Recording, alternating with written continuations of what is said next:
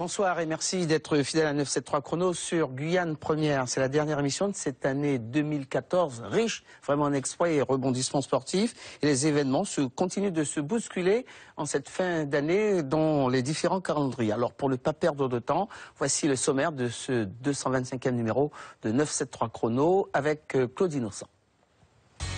Aujourd'hui, 55 jours de compétition pour les 17 rescapés du RAM Guyane.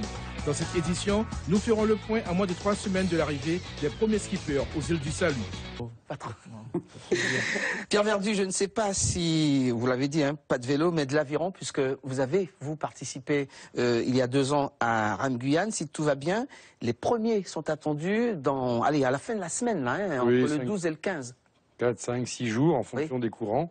S'ils arrivent à les traverser, ça ira très très vite. Et alors on va faire un petit peu le point sur ce classement après 51 jours de course. Hein. C'est très long, alors que je rappelle que la dernière fois c'était 37 jours. Regardez en tête, hein, nous avons Jean-Pierre Lassalarié au coude à coude. Voilà, avec Ariculas, deuxième, et un peu plus loin Castillo, Salomon. Ensuite on trouve Antonio de la Rosa, Richard Perret, enfin tous les autres. Olivier Ducap, 7e, Olivier Bernard, 8e. Bien entendu, Philippe Malert, 9e. Très très très difficile cette édition. Cette édition est difficile parce qu'elle est longue, mais elle n'est pas difficile en termes de mer. La mer n'est pas très mauvaise, elle est belle. Par contre, ça demande beaucoup plus de rame parce que quand la mer est mauvaise et qu'elle secoue, si on peut dire, elle pousse vers la Guyane les skippers, et ce n'est pas le cas. Donc cette fois-ci, ils doivent vraiment ramer beaucoup plus que d'habitude et c'est pour ça que ça devient difficile. Alors justement, en attendant peut-être, hein, parce que je vous assure qu'en régie, ça bouge beaucoup, on essaie de rentrer en contact avec Olivier Bernard qu'on a eu tout à l'heure, mais apparemment ça n'a pas l'air de bien fonctionner. Il est minuit, hein, sur l'océan. Oui, tout à fait. Et puis les réceptions Iridium sont pas très toujours très difficiles. Hein. Tout à fait. On essaye de faire cet exploit. Vous avez vu que c'est pas toujours facile, hein, François, malgré nos moyens techniques. Alors à moins d'une semaine justement de l'arrivée des premiers, les organisateurs ont fait organiser un point presse dans leur nouveau PC. C'était vendredi dernier à Cayenne. Voici le reportage sur des images de Casey Wayshop. Et là, nous avons eu un des skippers, vous allez l'entendre dans quelques instants. 47 jours après le départ des 18 skippers de Dakar, les organisateurs de RAM Guyane ont convié les partenaires, les sponsors, les collectivités, les amis de RAM Guyane pour faire le point à une dizaine de jours de l'arrivée des premiers skippers au large des îles du Salut, à Kourou. Damien Lansade, qui suit la course quotidiennement au PC Course à Cayenne, a expliqué aux invités ce qui se passait sur l'océan et pourquoi chaque skipper avait choisi sa route. 4700 km en solitaire, sans escale et sans assistance. Ce n'est pas une simple affaire. Chaque skipper en communication permanente avec leur routeur, et les organisateurs gèrent son temps de travail, ce qui donne aujourd'hui un classement provisoire où Jean-Pierre Lassalarié est en tête devant Culas et Salomé Castillo. Aujourd'hui, Jean-Pierre Lassalarié est en tête, mais c'est la première fois, c'est la première édition qu'on a cette compétition pour l'arrivée. Alors aujourd'hui, on ne peut pas dire qui sera premier sur la ligne d'arrivée. Nous avons des vents, des courants qui sont complètement inversés. Au début, on avait 2 options, sud et nord. Maintenant, on a sud, nord, et puis certains coureurs qui ont pris le milieu. Je pense que le premier sera là entre le 12 et le 14 décembre. Et je donne rendez-vous à l'ensemble de la population à la pointe de Kourou pour venir les voir arriver. Damien Lansade dirige les invités vers une autre salle où l'on peut voir sur des ordinateurs les prévisions météo pour chaque jour de course. La situation n'est pas alarmante, mais des vents contraires pourraient perturber la fin de la traversée. Chacun doit prendre la décision qui s'impose avec son routeur et faire si possible le bon choix. Les invités ont eu la chance de rentrer en contact avec Patrice Maciel de Kourou, qui leur a raconté son aventure sur l'océan depuis le départ de Dakar. Ce matin, avec le nombre de poissons qui tombent dans le bateau tous les soirs, que je jette à l'eau et que je vois qu'autour de moi, il y a une multitude de poissons qui leur sautent dessus, j'ai eu envie ce matin d'essayer d'en choper un. Et alors je l'ai attaché et tout, bien comme il faut. Et je l'ai mis à l'eau. Et j'ai tenté une première fois en les ramenant petit à petit vers le bateau, ils tirant d'un coup sec, ça n'a pas marché. Et puis après 2-3 tentatives, il y en a un qui s'est accroché, je l'ai balancé, il est tombé dans le bateau, c'était extraordinaire, une sorte de gros poisson comme un gros rougier mais noir. Oh, il devait peser dans les 500 grammes, c'était marrant quoi. À la voix, il y a beaucoup d'optimisme. Alors, comme vous dites, on sent que c'est tout proche. Et je voulais aussi indiquer qu'il est porteur de messages pour la protection précisément de l'environnement, qu'il porte également, qu'il a le soutien des peuples autochtones, de l'Amazonie parce que c'était le message dont j'avais été porteuse lorsque j'étais allée à Dakar. Donc, je souhaitais discuter de ces points-là avec lui. La situation en course change chaque jour. Au nord, on lutte contre les courants qui poussent vers le nord-ouest. Et certains skippers risquent de passer le réveillon de Noël et peut-être celui de la Saint-Sylvestre sur l'océan. Alors on vient de l'apprendre de la part de la technique que nous avons en ligne Salomé Castillo. Bonsoir Salomé. Bonsoir José, bonsoir tout le monde. Il y a du monde sur le plateau qui vous regarde. Il y a l'équipe qui a gagné les Jeux Calignac que vous connaissez. Il y a les footballeurs. Il y a Pierre Verdu que vous connaissez. Alors, on a l'impression, Salomé, que vous avez des fourmis dans les bras. Là, qu'est-ce qui se passe? Vous êtes bien là. Vous êtes 3e aujourd'hui. Oui, mais écoutez, on va dire que c'est la persévérance qui paye peut-être, et puis aussi le fait que c'est la croûte et qu'on pense aux obstacles et que certains restent coincés dans des courants qui sont pas profitables. Donc c'est aussi ça la particularité de cette course.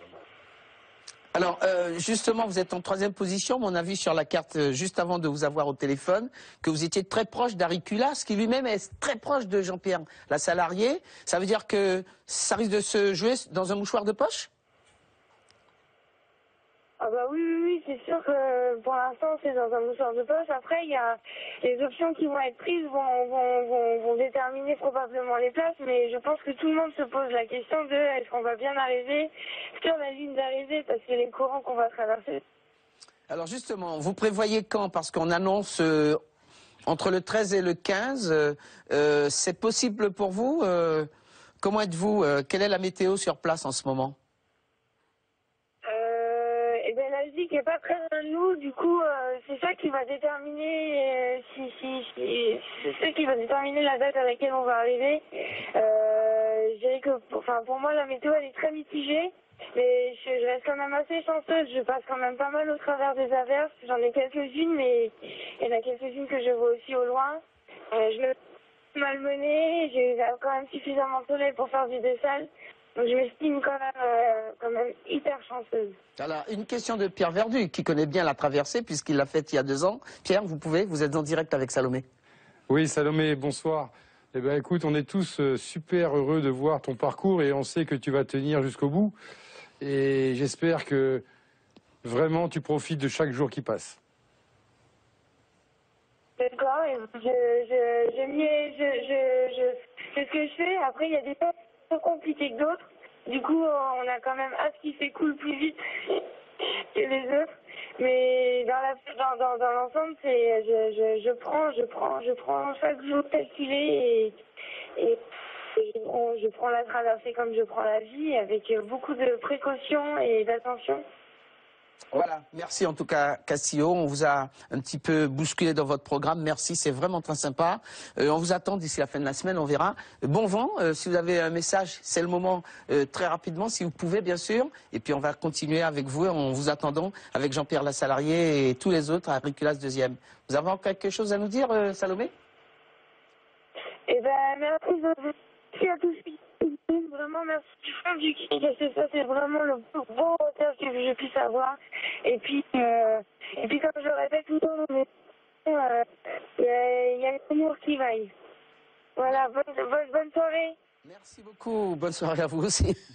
Bonne nuit plutôt, parce qu'il fait nuit en ce moment. 1 heure de décalage. Il y a 1 heure maintenant, on est passé de 3 heures à 1 heure. Ça veut dire qu'on arrive tout près de la Guyane. Dimanche prochain, lundi prochain peut-être? On espère à la fin de la semaine voir les premiers arriver, mais c'est toujours pareil, il y a des courants traversiers qui vont les freiner et on ne sait pas justement de quel frein il s'agit. Voilà. Alors justement, avant de partir, Salomé Castillo avait eu la visite de beaucoup de médias, donc Guyane Première, et Stéphane Sfolricien était allé la voir justement, voyons son reportage.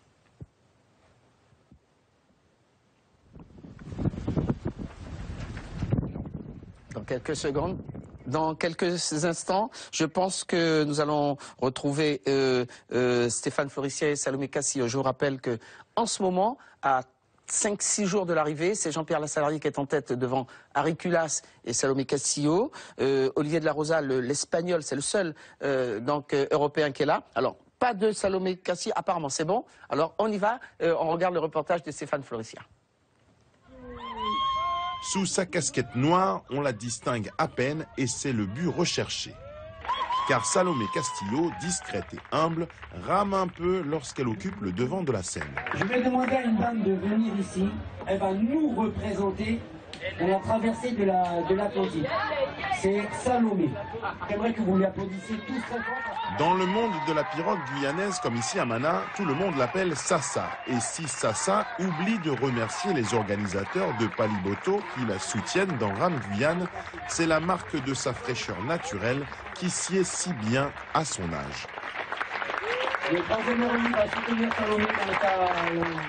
J'ai 30 ans maintenant. Oui, c'est l'âge qu'il faut. Parce que je ne suis pas toute jeunette et toute impressionnée par la vie. Et en même temps, ça va être l'acquisition d'une expérience monstrueuse, en fait, de vivre cette aventure et après, éventuellement, de la partager avec les gens qui auront envie de vivre avec moi tout ce que j'ai vécu. J'ai vu Salomé aujourd'hui ramener chez les hommes, chez les femmes, chez les mix, en changeant juste de purone. Myrto Adélaïde exagère à peine, Salomé fait des allées et venues entre les meilleurs spécialistes hommes, les Kariakou, et les mamandilo dans la catégorie mixte, toujours dans l'eau. C'est un élément qui est agréable. Après, c'est vrai que je m'y sens à l'aise. Il m'impressionne autant que je m'y sens bien, en fait. J'espère être à la mesure de l'élément auquel je vais me confronter. Et sinon, peut-être, ça peut paraître idiot, mais j'ai un petit peu peur des requins. Donc je pense que ça sera pas facile d'aller nettoyer la coque voilà. Après, je voudrais juste aussi ne pas me blesser. La blessure, la fracture sociale, Salomé Castillo connaît dans la vie. Elle amène les valeurs du sport dans son milieu professionnel d'assistante sociale à Kourou. Je travaille auprès de jeunes dans les quartiers, et c'est passionnant, c'est enrichissant, et ils m'apprennent énormément de choses, et par contre, leur vie à elle n'est pas forcément toujours scintillante. Du coup, les jeunes avec lesquels je travaille, effectivement, ici, je me suis rendu compte, sur le territoire de la Guyane, qu'il leur arrive souvent de pas avoir d'espoir, de pas rêver. Et justement, avec cette petite maxime de quand on veut, on peut, leur faire penser qu'on peut faire toutes les aventures qu'on a envie de vivre dans la vie, en fait. La vie, il faut la prendre du bon côté, avant tout, je pense. Et voilà, lui sourire. Elle nous sourira en retour, je pense. Les Moyuma, son équipe de cœur et tous les piroguiers sont unanimes. Salomé Castillo est un être exceptionnel. Voilà, Stéphane Floricien pour le reportage. Si nous avons encore quelques nouvelles, si on a un coup de chance d'avoir un autre skipper, eh bien ça sera dans le cours de cette émission.